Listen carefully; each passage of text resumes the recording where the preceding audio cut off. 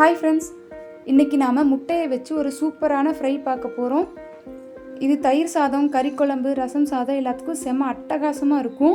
நம்ம எப்பயும் போல் ஒரே மாதிரி முட்டையை செய்யாமல் இந்த மாதிரி டிஃப்ரெண்ட்டாக ட்ரை பண்ணி பாருங்கள், சூப்பராக இருக்கும்.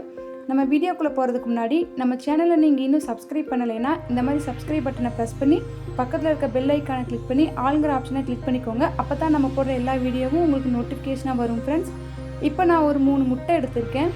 அதை நல்லா வேக வச்சு இந்த மாதிரி தோல் உரித்து எடுத்துக்கிறேன். இப்போ இதை ரவுண்டாக இந்த ஷேப்புக்கு கட் பண்ணி எடுத்துக்கிறேன். பாருங்கள், இந்த அளவுக்கு தடிமனாக இருக்கணும். அப்போ தான் நமக்கு அந்த மஞ்சள் கரு வெளியே வராமல் இருக்கும். ஒரு முட்டையை 3 பங்காக கட் பண்ணிங்கன்னா கரெக்டாக இருக்கும். இப்போ ஒரு வடைச்சட்டியில் கொஞ்சமாக எண்ணெய் சேர்த்து அதில் 1/2 ஸ்பூன் அளவுக்கு மஞ்சள் தூள், 1/4 ஸ்பூன் அளவுக்கு உப்பு, கொஞ்சமாக பெப்பர் சேர்த்துக்கிறேன். இது எதுக்குன்னா நமக்கு முட்டைக்குள்ளே இந்த பெப்பர், உப்பு இதெல்லாம் இறங்கணும், அதுக்காக.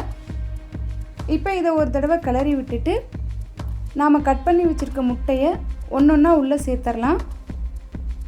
முட்டையை நல்லா வேக வச்சு இந்த மாதிரி தடிமனாக கட் பண்ணுங்கள். ரொம்ப லேசாக கட் பண்ணிங்கன்னா அது உடஞ்சி போயிடும். சரியாக வேகலைனாலும் அந்த மஞ்சள் கரு நல்லா இருக்காது. இப்போ நம்ம கட் பண்ணி வச்சுருந்த ஒன்றா உள்ளே சேர்த்துட்டு 2 பக்கமும் நல்லா குக் பண்ணுங்கள்.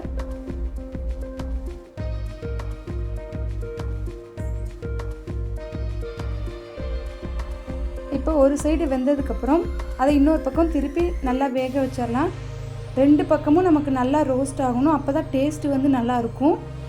இப்போ இந்த மஞ்சள் கரு இருக்கிற பாகத்தை மெதுவாக எடுத்து போடுங்க, இல்லைன்னா அது உடஞ்சிரும். அதனால் கேர்ஃபுல்லாக மெதுவாக திருப்பி விடுங்க. இப்போ பாருங்கள், சூப்பராக 2 பக்கமும் ஃப்ரை ஆகிருச்சு. இப்போ இதை நம்ம தனியாக வெளியே எடுத்து வச்சிடலாம். இப்போ அதே பாத்திரத்தில் வெங்காயம், பச்சை மிளகா, பூண்டு, தக்காளி எல்லாம் நறுக்கி வச்சுருக்கேன். வெங்காயம் பார்த்திங்கன்னா 1-2 நறுக்கி வச்சுக்கோங்க. காரத்துக்கு ஏற்ப பச்சை மிளகா. ஃபஸ்ட்டு பூண்டை உள்ளே சேர்த்துக்கலாம். நல்லா பொடியாக நறுக்கி உள்ளே சேர்த்துக்கோங்க. நமக்கு இந்த எண்ணெயே கரெக்டாக இருக்கும், இதுக்கு மேலே எண்ணெய் சேர்த்த வேண்டாம். இப்போ கட் பண்ணி வச்சுருக்க வெங்காயத்தை உள்ளே சேர்த்துக்கலாம். சின்ன வெங்காயம் சேர்த்துக்கோங்க, அதுதான் டேஸ்ட்டாக இருக்கும். இப்போ வெங்காயமும் பூண்டும் நமக்கு நல்லா வதங்கணும். அப்போ தான் இந்த முட்டையோட டேஸ்ட் சூப்பராக இருக்கும். அதனால் நல்லா வதங்க விடுங்க. கொஞ்சம் டைம் எடுத்தாலும் பரவாயில்ல, வெங்காயம் பூண்டு நல்லா வெந்து வரணும். இப்போ பச்சை மிளகா சேர்த்துக்கலாம். நான் 3 முட்டைக்கு அளவானது இப்போ நான் சேர்த்துறேன். நீங்கள் எடுக்கிற முட்டையை பொறுத்து கூட்டி குறைச்சி சேர்த்துக்கோங்க. இப்போ பொடியாக கட் பண்ண தக்காளியும் உள்ளே சேர்த்து நல்லா கலந்து விட்டுறலாம். இப்போ தக்காளி நல்லா மசிகிற அளவுக்கு வேகணும், அதனால் மூடி வச்சு ஒரு 5 நிமிஷம் குக் பண்ணலாம். இப்போ பாருங்கள், நமக்கு தக்காளி எல்லாமே நல்லா வெந்துருச்சு. இந்த அளவுக்கு நல்லா மசிகிற அளவுக்கு வேகணும். பச்சை மிளகாவும் நல்லா வெந்தால் தான் அதோட காரம் உள்ளே இறங்கும். இப்போது தேவையான அளவு உப்பு உள்ளே சேர்த்துக்கலாம். தூளுப்பு சேர்த்திக்கோங்க, கல்லுப்பு சேர்த்த வேண்டாம். நம்ம ஆல்ரெடி முட்டையை வதக்கும் போதே உப்பு சேர்த்துருக்கோம், அதனால் பார்த்துட்டு சேர்த்துக்கோங்க. இப்போ உங்கள் காரத்துக்கேற்ப மிளகுத்தூளை உள்ளே சேர்த்துக்கோங்க. நான் பெரிய ஸ்பூனில் 1 ஸ்பூன் அளவுக்கு மிளகுத்தூள் சேர்த்துருக்கேன். நமக்கு இந்த முட்டையில் பார்த்திங்கன்னா பச்சை மிளகா, இந்த மிளகுத்தூள் இது 2ல் தான் காரமே, அதனால் அது உங்களுக்கு தேவைக்கேற்ப சேர்த்துக்கோங்க.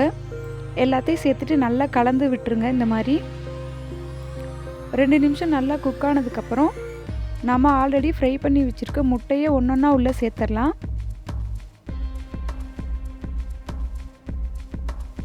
முட்டை இந்தளவுக்கு நீங்கள் கோல்டன் கலரில் ஃப்ரை பண்ணி எடுத்துருந்தா தான் சாப்பிடும்போது ரொம்ப சூப்பராக இருக்கும்.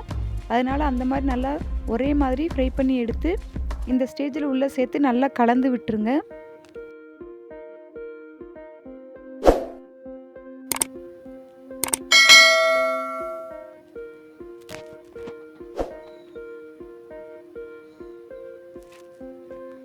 இந்த மாதிரி வெங்காயத்தோடு மிக்ஸ் ஆகிற மாதிரி நல்லா மிக்ஸ் பண்ணிவிட்டு கடைசியாக பொடியாக கட் பண்ண கொத்தமல்லி தலையை மேலே தூவி விட்டு இதையும் நல்லா கலந்துருங்க.